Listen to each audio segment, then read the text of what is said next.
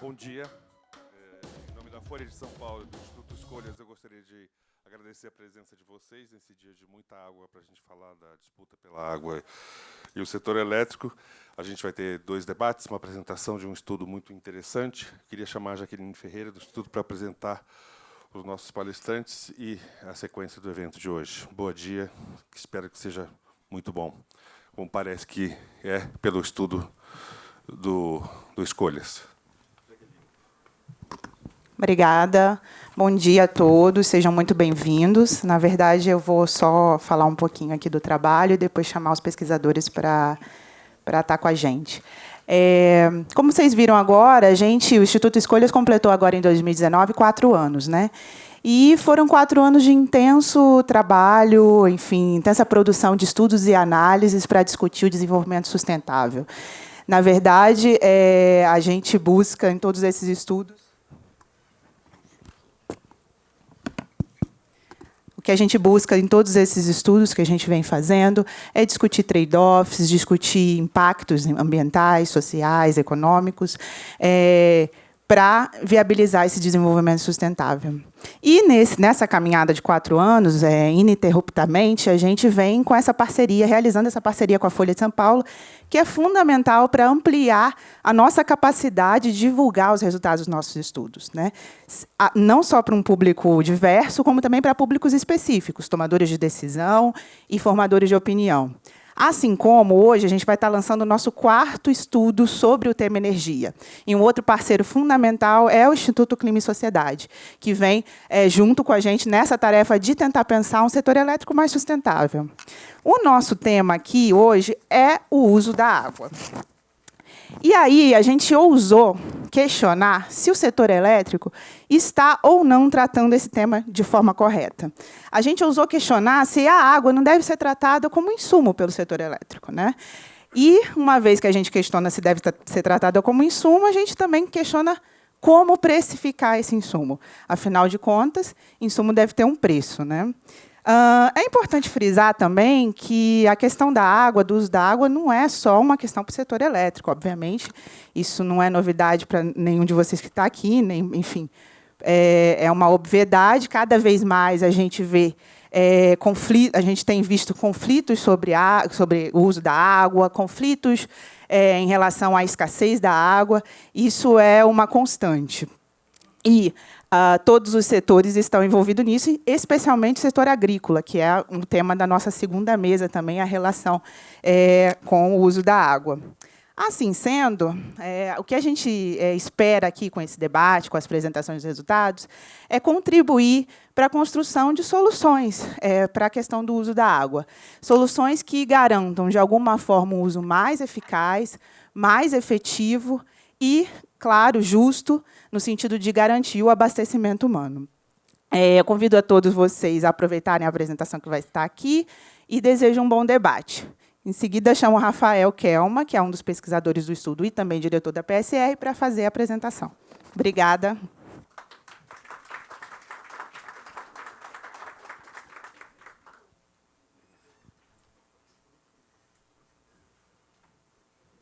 Bom dia a todos. Em nome da PSR, gostaria de agradecer uma vez mais ao Instituto Escolhas pela oportunidade e parceria e falar desse assunto tão importante que é o setor elétrico, como precificar a água no cenário de escassez.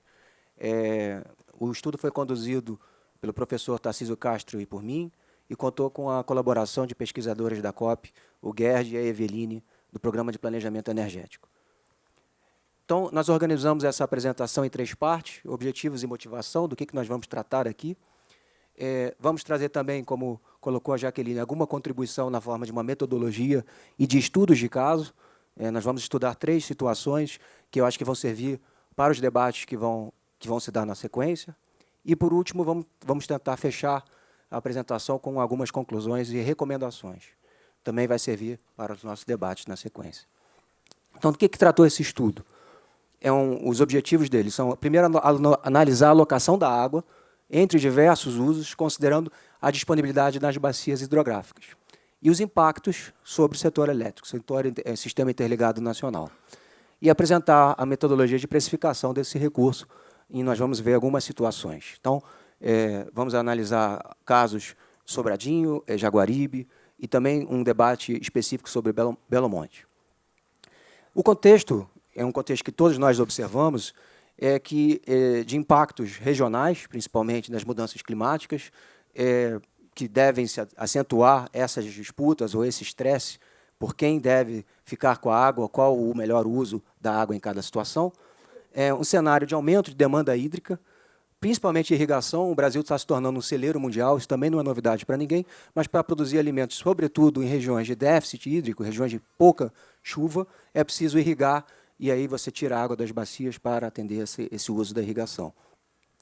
E a intensificação pelo conflito da água, em alguns exemplos recentes, São Francisco, Jaguaribe, no Rio Paraíba do Sul, aqui em São Paulo, nós passamos por essa situação, e estudos recentes têm apontado isso. A gente vê algumas...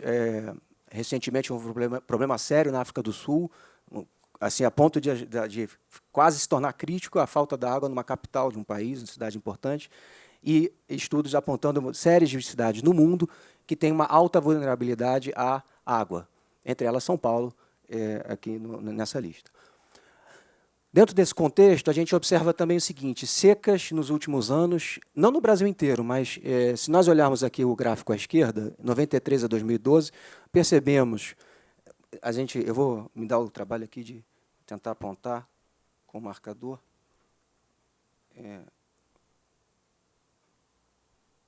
Aqui está. Esse eixo daqui é quase que um divisor, daqui para baixo. Preto quer dizer que está na média, verde está acima da média, e aqui para cima essas cores mais marrom, que depois, mais recentemente, de 13 a 18, vão ficando vermelhas, indicam valores abaixo da média de precipitação. Até metade da precipitação média aqui nesse eixo central do Brasil, no Tocantins, no São Francisco e aqui até em bacias importantes do Sudeste. Então, não é todo o Brasil que está sofrendo com secas, a gente tem no Sul uma tendência de mais água e no Nordeste uma tendência de menos água.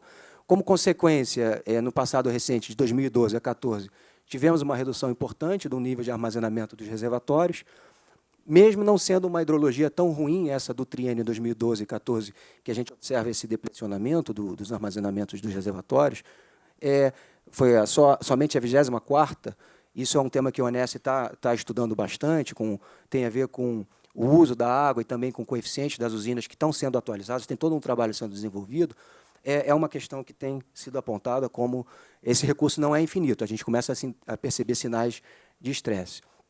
Como eu mencionei anteriormente, um dos drivers, né, para essa questão é o aumento do uso da água nas bacias. Aqui é um exemplo do São Francisco, desde 1931, é um trabalho feito pela ANA, nós observamos a demanda por água, quer dizer, retirada da água, e em azul escuro, não sei se vocês conseguem ver, é a agropecuária, é o maior usuário de água disparado, e aqui nos demais setores, inclusive da indústria, nós temos algum uso, até o uso para termoelétricas também está ali na indústria, mas se a gente olhar, por exemplo, o setor de irrigação, houve quase 600% de aumento do uso da água para irrigação, da demanda da água para irrigação, nos últimos 30 anos. Então, é o Brasil se tornando celeiro e consumindo água para que isso aconteça.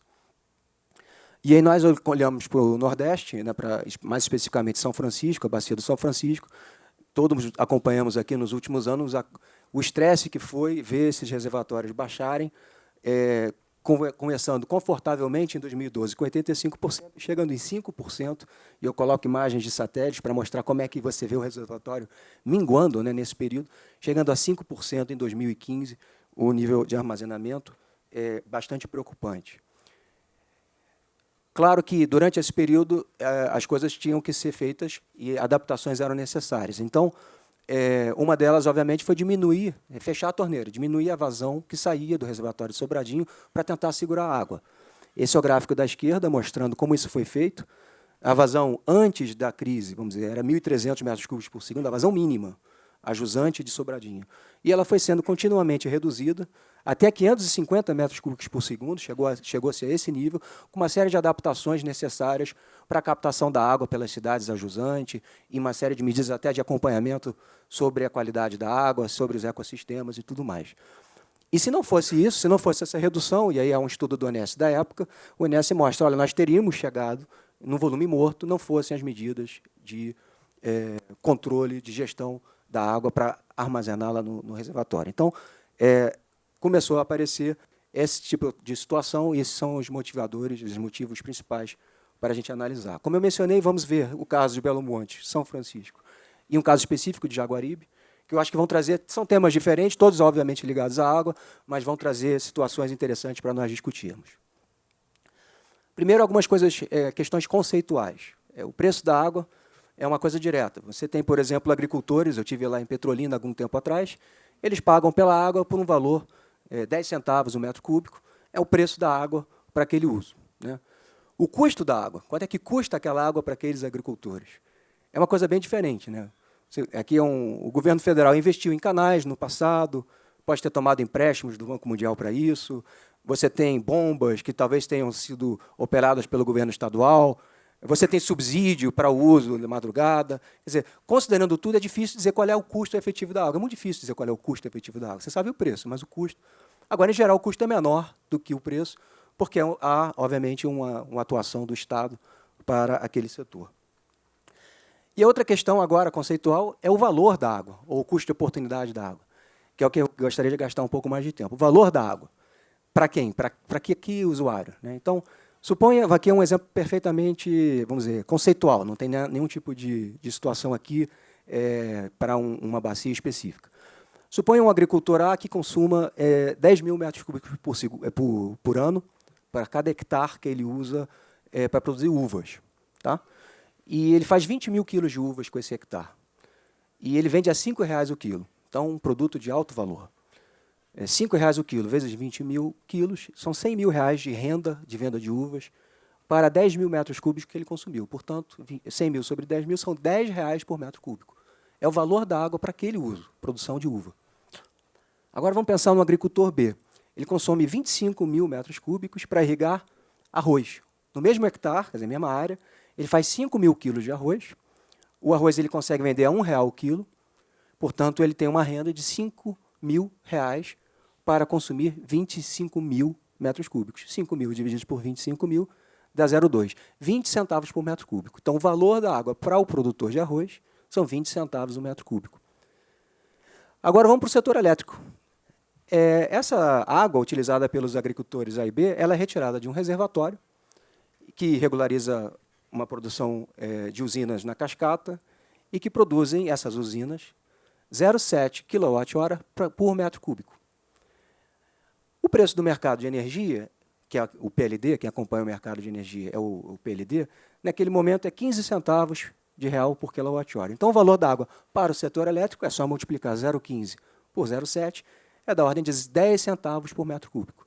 Então, você conclui o seguinte, sempre que o PLD subir acima de 30 centavos, você vai ter uma situação de que, sob o ponto de vista econômico, o valor da água para o setor elétrico é menor do que o valor da água para uvas, são R$10 o metro cúbico, é muito maior o valor da água para uvas, mas ele, a partir do preço de 30 centavos por quilowatt-hora, nesse exemplo, você vai ter um valor da água para o setor elétrico superior, vai ser 21 centavos, né? 0,7 vezes 0,3, 21 centavos, é maior do que 20 centavos lá do arroz, é maior do que o do arroz. Então, sob o ponto de vista econômico, o metro cúbico, naquele momento, quando o preço da energia está alto, deveria ser, sob o ponto de vista econômico, alocado para o setor elétrico em detrimento do arroz. E o usuário do arroz ele vai ficar sem produzir e vai ficar na pior? Não, ele deveria ser compensado pela água não consumida. Eu estou falando de forma, conceitos econômicos, eu não estou falando, entrando na dimensão social, aqui não é o objetivo, aqui é só trazer os conceitos. Em alguns países, não aqui no Brasil, mas em alguns países, eu destaco a Austrália e o próprio Estados Unidos, isso acontece através de mercados. Você tem usuários que têm direitos de uso da água que podem negociar o direito de uso da água. Então, um produtor de uva ele pode comprar uma parcela de água de um produtor de arroz e pagar por essa água não consumida pelo arroz, porque ele consegue gerar mais valor com aquele metro cúbico. Esse é o conceito dos mercados de água. Não é a solução para todos os problemas. Eu tenho acompanhado os mercados da água da Austrália recentemente, com muitos problemas, isso na Austrália, mas é interessante a gente pensar dessa forma econômica. Esse é o objetivo aqui. Aplicando um pouco isso para o setor de agricultura, é um trabalho que os colegas da COP desenvolveram, olharam nos dados da ANA, de demanda de água, e nos dados do IBGE de produção agrícola, valor da produção agrícola, somados por municípios, e somados por bacias, você consegue chegar no final a um valor da água, o custo de oportunidade do setor agrícola, real por metro cúbico do setor agrícola. Como no caso ali que nós desenvolvemos no exemplo da uva e do arroz, mas no nível das bacias e no nível de vários, vamos dizer, com vários cultivos sendo feitos nas bacias, nas subbacias. Nós aplicamos isso para o São Francisco, e foi bem interessante esse trabalho. Eu mesmo fiquei surpreso com os resultados, porque eu não tinha noção, quer dizer, a renda anual da agricultura no São Francisco, no Vale do São Francisco, é de 23,9, 24 bilhões de reais. Isso é dado de 2016, 24 bilhões de reais. Quanta água foi consumida na agricultura nesse ano? Está ali, aquela coluna, 8 bilhões de reais. Então, o valor da água médio do São Francisco é da ordem de 24 dividido por 8, R$ 3,00 o metro cúbico. R$ 3,00 o metro cúbico. E aí vamos olhar agora o setor elétrico. O setor elétrico é a mesma lógica de anterior. Que setor elétrico? Quando o preço está barato ou quando o preço está caro? Então, o valor da água para o setor elétrico depende do momento que você está vivendo, depende do estoque, não só da água do São Francisco, que é só uma parte do sistema, mas de muitas outras bacias, porque a energia ela pode ser transferida de uma parte do país para outra, você tem que olhar o sistema como um todo através do preço, do PLD. Então, nós olhamos aqui as colunas, fizemos para 100, 200, 300, 400, e, invariavelmente, o valor da água para a agricultura, isso para mim foi bem interessante, R$ 3,00, supera o valor da água, mesmo com o preço da energia, R$ 400,00 o megawatt-hora, porque esse montante de água utilizado geraria para o setor elétrico um benefício de 2,45 bilhões, mesmo com preço alto, ou seja, cerca de 10% do valor da água da agricultura. A última coluna mostra que, na realidade, esse é um valor médio, existe muita variação nas subbacias e existe variação entre os anos. Em alguns anos tem commodities agrícolas com preços maiores, vão gerar mais mais renda, em anos que vão gerar menos renda, mas, em geral, a conclusão não se altera. Nós estávamos olhando, então, também na dimensão da disponibilidade hídrica, por um lado, e o quanto a água está sendo demandada nas bacias, por outro, e para isso se estabeleceu, a ANA, a Agência Nacional de Águas, estabeleceu um mapa de nível de criticidade. O que quer dizer isso? Compara-se a disponibilidade hídrica com uma certa probabilidade de 95% de excedência, quer dizer, vazões baixas, que quase sempre serão superiores a esse valor, com quanta água está sendo demandada pelas outorgas naquele local. E faz-se um indicador dessa criticidade.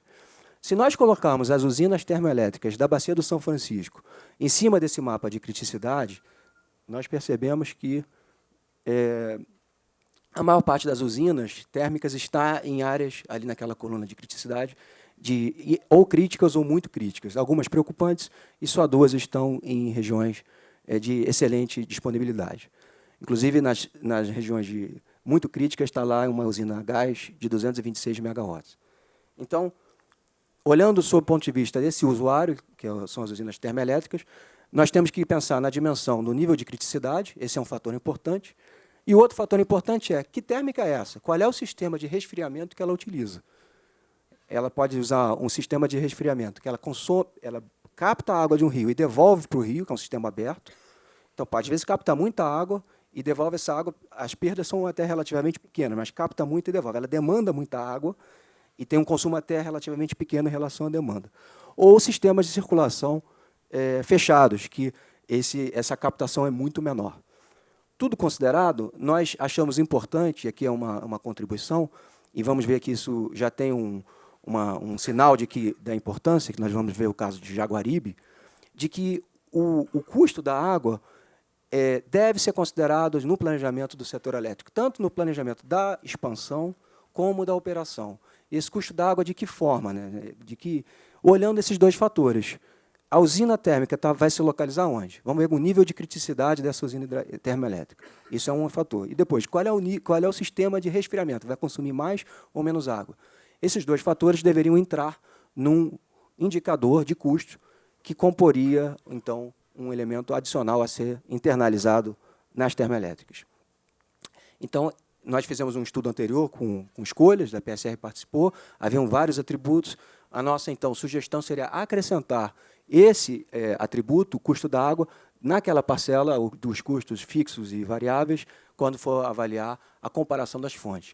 Por quê? Porque aí você sinaliza para o desenvolvedor do projeto, aqui você está com um sistema de muito consumo de água para a sua térmica e de muita criticidade hídrica. Vai custar caro. Será que não é melhor buscar outro lugar? Ou investir num sistema de resfriamento de água que vai consumir menos água? Você internaliza e você permite que isso seja levado para o planejamento. Essa que é a ideia. Entrando, então, num caso real, Jaguaribe. Jaguaribe está no Ceará, uma bacia importante do Ceará. Em 2016, o governo decretou um decreto lá, 32044, uma emergência, e depois estabeleceu um valor de emergência, um encargo de emergência para a água, que impactou as termoelétricas. Inicialmente de R$ 7,21, depois 3,10. Lá na ANEEL, a gente teve acesso a documentos públicos. Esse impacto desse encargo sobre o custo da produção termoelétrica já alcança 148 milhões de reais. Então, nós não estamos falando de valores insignificantes, estamos falando já de 148 milhões. Tudo considerado, a nossa sugestão é precificar a água, tanto para o planejamento, para dar chance dos desenvolvedores se localizarem nas melhores bacias ou com melhores sistemas, como na operação, internalizar isso na forma de custos da água que teriam relação com o quê? Com um nível de criticidade. Agora, entrando especificamente no caso do Ceará, por exemplo, poderíamos olhar o nível dos açudes, dos reservatórios do Ceará. Se esse nível estiver elevado, não tem muita razão de se preocupar, esse custo pode ser baixo. Na medida que os reservatórios vão esvaziando, a gente poderia ter uma tabela, isso aqui é mais conceitual, em que chegaríamos a níveis críticos de armazenamento, em que a água começa a ficar escassa e esse custo vai subindo. Mas essa regra do jogo é conhecida. Essa que é a questão. Você daria previsibilidade ao setor e reconheceria os custos incorridos pelo desenvolvedor a priori. Essa é a nossa sugestão. Por que eu digo isso? Porque lá no Ceará, esse encargo veio e depois ficou uma discussão, mas quem vai pagar essa conta? É o desenvolvedor ou é o consumidor? Então, melhor do que uma situação não prevista é você criar uma regra que já preveja e que já dá esse sinal para os desenvolvedores de negócio. Aplicando para o São Francisco, agora se a gente vai um pouco além, quer dizer, não só o custo da água para a térmica deve ser considerado, mas será que pode acontecer algo pior do que a água ficar cara para a térmica e a gente discutir quem vai pagar a conta? Sim. Pode faltar água para gerar energia com a térmica, porque você não consegue usar a água para respirar a térmica. É uma situação até pior, você tem que desligar a térmica por falta de água. Então, nós fizemos um exercício no São Francisco, para aquelas usinas, aquelas 13 termoelétricas, a maior parte delas é biomassa de cana, e tivemos uma a gás, e consideramos, bom, se a gente desligasse essas usinas, certamente seria numa seca, certamente o preço da energia seria alto. O que a gente está falando aqui em termos de impacto? Então, consideramos a saída das usinas, o custo variável das usinas também entrou na nossa conta. No final, por um período de saída, num ano muito crítico, chegaríamos a 100 milhões de reais por ano só no São Francisco. É só para a gente ter uma noção do que estamos falando aqui. Esse é um caso extremo, porém, não é um caso desprezível. Quer dizer, se a gente olhar o Brasil, felizmente ainda não aconteceu isso, mas se nós vamos para países com menos água, e os Estados Unidos é um exemplo, lá, está vendo o mapa ali à direita, tem muitos balõezinhos, são incidentes de usinas térmicas que tiveram que parar de produzir energia porque não tinha água, ou não tinha condições para você atender a geração térmica daquelas usinas da forma correta. Ou seja, às vezes havia água, mas estava muito quente, você não conseguia devolver a água a uma temperatura que fosse compatível com as restrições ambientais lá do ecossistema, então você, na prática, tinha que desligar a térmica por questões ambientais, e isso tem muitos casos assim nos Estados Unidos. Então, não é uma questão teórica, é uma questão que a gente teve aqui um ensaio no Ceará, ficou só vamos dizer, na questão de quem paga essa conta, mas não chegou numa situação ainda mais crítica, que é desligar. Porém, o ONS trabalhou nisso para ver, e se nós tivermos que desligar essas usinas? São 4 usinas, nesse caso do Ceará, eram 4 usinas que captavam água do Castanhão. 2 em Pecém, uma da Endesa, Fortaleza, e a Termoceará. 1.654 megawatts, isso é bastante, 30% da capacidade térmica do Nordeste nessas usinas. Se você perdesse essas usinas, o que aconteceria? Então, o NES estudou isso, fez uma série de estudos energéticos e elétricos, concluiu que o sistema seguiria funcionando, não haveria blackout ou coisas do gênero, mas haveria custos significativos, porque na saída dessas usinas, que são competitivas, você teria que usar outras usinas mais caras. Então, haveria um custo que os consumidores de energia elétrica teriam que pagar por esse custo, se ligar térmicas mais caras para compensar essas que teriam que sair por falta d'água. Então, a ANEEL estudou isso e chegou à conclusão que seriam 880 milhões de reais naquele ano. Aqui os valores são até bem maiores. Significativo o impacto. E, claro, que quem teria que pagar essa conta seria o consumidor de energia elétrica. Voltando para a questão do São Francisco, nós também estamos analisando e provocando um pouco a discussão se faz sentido usarmos vazões de dados históricos de 1931, um passado tão remoto. A pergunta tem um seguinte aspecto. Em 1931, não havia muitas medições de vazões. Você tinha medição mais no sul do Brasil, algumas medições em São Paulo e Minas Gerais, mas no norte do Brasil e no Nordeste você tinha menos medições, muito poucas. Então, a maior parte da série de vazões que são usadas para o planejamento, pela ONS, pela EPE, elas são série de vazões que foram inferidas a partir de muitos poucos dados. Então, você criou vários valores a partir de poucos valores, de fato, medidos. E nós estamos trazendo essa discussão para o setor elétrico. Agora, a gente já tem medições há pelo menos 40, 50 anos em quase todas as bacias. E essas medições, elas indicam redução de vazões em algumas bacias importantes, como São Francisco. Então, o que nós fizemos nesse artigo aqui, sobre energia firme na bacia do São Francisco, eu fiz com o Gerson Kelman, qual é o impacto de você considerar energia firme por década. Isso é um conceito que não existe no setor, energia firme por década, mas é uma maneira de você medir, vamos dizer, a disponibilidade hídrica para o setor elétrico em cada década. Nós fizemos isso por década. E se a gente olha ali aquele gráfico de barras, percebe que nas últimas 3 décadas você vê uma redução significativa. O que você está fazendo é planejando para o todo, mas nos últimos 30 anos você tem bem menos. Então, tem um sinal de que talvez você deveria considerar resultados ou dados mais recentes até como prudência. Se eu estou assumindo que vai ter aquela quantidade de água que tinha em 1930, 40, 50, e ela não está acontecendo, talvez eu não esteja a favor da segurança. Então, é uma análise que nós fizemos, rodamos um modelo para calcular a energia firme por década e concluímos que está reduzindo essa energia firme por década. Se nós considerarmos, por exemplo, as vazões a partir de 1971, quando já tinham medições de fato, no Nordeste, na bacia do São Francisco, você teria uma redução de 800 megawatts médios de energia firme. Se a gente valorar isso, enfim, o custo marginal da expansão, isso é 1 bilhão por ano.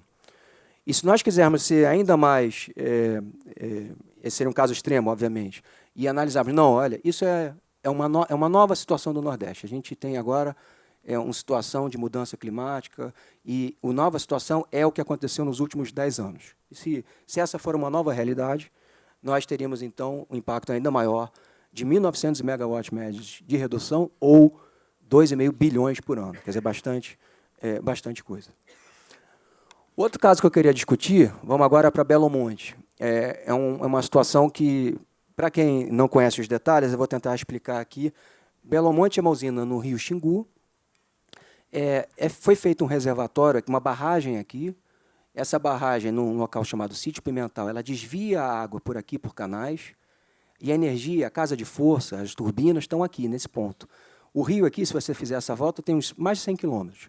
Então, foi feito um atalho aqui no rio, a água é desviada do rio Xingu para a produção de energia elétrica, mas você não pode, obviamente, secar o rio nesse trecho todo, de mais de 100 quilômetros. Então, existe aqui uma hidrógrafa, um hidrograma ambiental, quer dizer, uma vazão ecológica, vamos colocar assim, vazão ecológica. Esse hidrograma ambiental tem lá uma regra de aplicação, tem 2 hidrogramas, na realidade, um A e um B, e a lógica desse hidrograma ambiental é de ter uma vazão maior em abril, que é quando tem mais água, para tentar manter vamos dizer, os ecossistemas aquáticos aqui nesse trecho, e também os usos da água, você tem navegação, você tem aldeias indígenas, tem uma série de questões aqui locais importantes. Então, qual é a questão? Isso é o contexto atual já, esse é o que está valendo. O Ministério Público de Altamira ele está preocupado com essa vazão ambiental que foi estipulada na licença de operação. A usina já está construída, já está usando essas 2 curvas, mas o Ministério Público de Altamira está preocupado de que esse hidrograma ambiental não é suficiente e fez uma recomendação lá de que essa vazão ambiental precisa ser revista. E eles admitem que deve ser usado pelo menos o que estava colocado num documento do EIA, do IBAMA, de 15 mil metros cúbicos por segundo. Então, o que está se usando no máximo hoje é manter 8 mil metros cúbicos por segundo aqui, e o Ministério Público, nesse documento, nessa recomendação, fala em 15 mil, e não só num mês, em 3 meses. Então, nós avaliamos o impacto do que significaria essa medida, e eu acho que o Ministério Público tem preocupações muito legítimas dessa água para os usos, para as comunidades locais e para os ecossistemas, mas, aqui eu não sou biólogo, eu não sei avaliar quanto que é necessário, de fato, para manter esses ecossistemas, mas eu sei avaliar os impactos disso para o setor elétrico, que são facilmente avaliados com modelos de simulação. Foi o que nós fizemos aqui, e até acho que para uma contribuição para o debate, nós trouxemos isso. Bom, se nós sairmos desse hidrograma maior, de 8 mil metros cúbicos por segundo, e vamos subindo a vazão ecológica até, por exemplo, 15 mil, até 16 mil, nós sabemos medir, primeiro, a perda de energia firme, que teria que ser, vamos dizer, encontrada uma alternativa para Belo Monte, você teria que construir novas usinas para garantir a mesma energia. E aqui nesse eixo, o impacto econômico em bilhões de reais por ano. Não sei se vocês conseguem ver daí de trás, mas para 15 mil metros cúbicos por segundo, por 3 meses, que aqui ele fala, não é só 15 mil para um mês, não. É um pulso de 3 meses. O que o Ministério Público está preocupado? Com os ecossistemas aquáticos, que você precisa formar lagoas marginais, onde os peixes, as espécies aquáticas, se reproduzam durante esse período, e que o atual, que está ali em laranja ou azul, esse hidrograma não seria suficiente. Então, ele defende o hidrograma verde ali, 3 meses com 15 mil. Se você vai com esse hidrograma, e a gente pode fazer essa simulação, podemos calcular os impactos econômicos e já chegamos a 2 bilhões de reais ano. Então, o Ministério Público está olhando um lado, e eu acho perfeitamente legítima essa preocupação, mas existe o outro lado que também deve ser colocado na discussão, que é o impacto econômico resultante dessas medidas, e nós chegamos a 2 bilhões por ano, é um valor para a gente também considerar. Para tentar fechar, nós temos algumas conclusões e recomendações, e eu acho que vamos ter muito tema para debate na sequência, né? Primeiro, eu acho que vou começar pelo último assunto. Perfeitamente legítima essa preocupação do Ministério Público Federal com o impacto ambiental e social de Belo Monte, porém, ele também deve considerar o interesse difuso da sociedade, contrário a qualquer medida que aumente a tarifa. E essa seria uma medida, como nós colocamos, de aumento de pelo menos 2 bilhões por ano naquela situação do hidrograma. No caso do São Francisco, é preciso avaliar a pertinência de seguir usando a série de vazões históricas no planejamento, ou buscar uma alternativa de colocar só os últimos anos, que a gente tem mais confiança, porque mediu para o planejamento, e são menores, portanto, do lado da prudência, talvez a gente devesse usar esse histórico menor.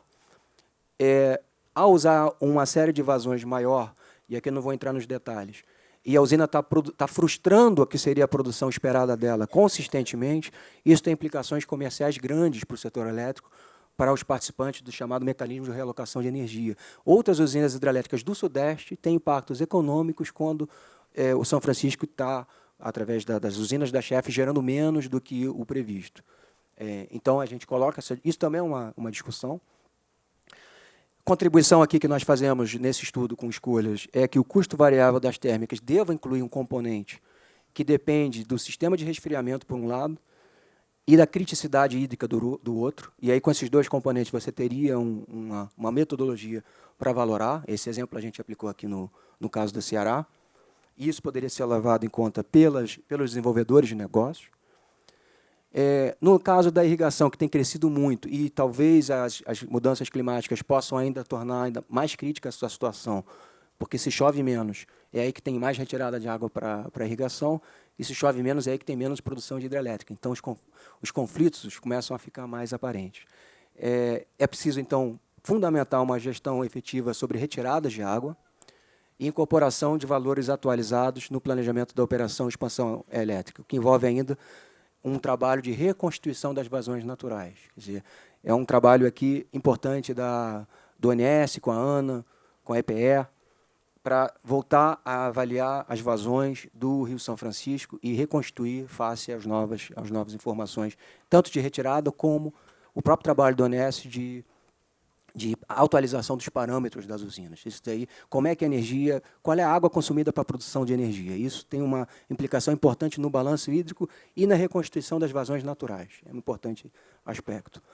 Outro trabalho que também deve relacionado a esse, que a ANA vem desenvolvendo muito importante, é avaliar, tem muitos açudes lá no Nordeste, que não haviam antes. Então, a evaporação desses açudes, parece que agora se levantou-se essa área, os açudes somam algo comparável a um Sobradinho. Quer dizer, quase Sobradinho é a maior usina de um reservatório do Brasil, 4.000 quilômetros quadrados. São 2.800 quilômetros quadrados de açudes. E essa evaporação dos açudes, por exemplo, não é considerada ainda no balanço hídrico do setor. Quer dizer, tem trabalho a ser feito na coordenação do setor elétrico com o setor de águas, que é muito importante. E é o que eu coloco aqui. O Sistema Nacional de Gerenciamento de Recursos Hídricos, que está previsto na Constituição Federal, ele deve funcionar, é importantíssimo que funcione, com articulação entre ANA e governos estaduais, porque a ANA dá aos outorgas dos rios federais, mas os governos estaduais dão às outorgas dos rios estaduais e eles precisam se comunicar, para você ter uma noção do todo. Isso depende de um sistema de gerenciamento de recursos hídricos efetivo. É fundamental. E articulação, integração com os órgãos interessados, como ANEEL, ANS e EPE, no setor elétrico. E a ocorrência de conflitos em situações de escassez vai ser mais frequente, na medida que você tem esses drivers, né, de maior consumo, em alguns casos de menos chuva, e vai exigir instrumentos cada vez maiores e mais modernos de gestão de recursos hídricos. Não sei se eu estou no meu tempo, mas essa era a apresentação que eu tinha que trazer. Muito obrigado.